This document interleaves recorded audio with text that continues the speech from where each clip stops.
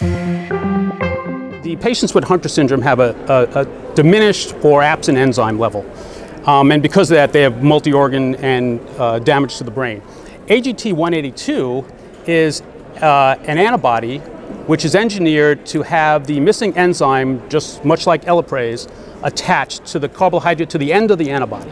And this antibody uses one of the receptor-mediated transports normally found in the brain, the blood-brain barrier, and that's the insulin receptor.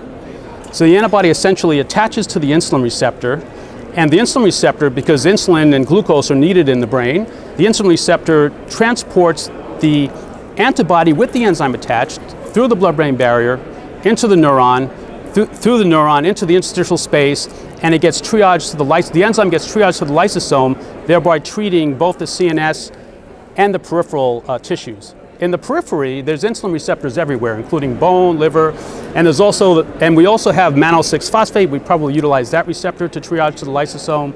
So by a couple of mechanisms in the periphery and usually utilizing the insulin receptor, we get the enzyme into the brain. Now, this has not been tested in people yet. We're about to do that soon.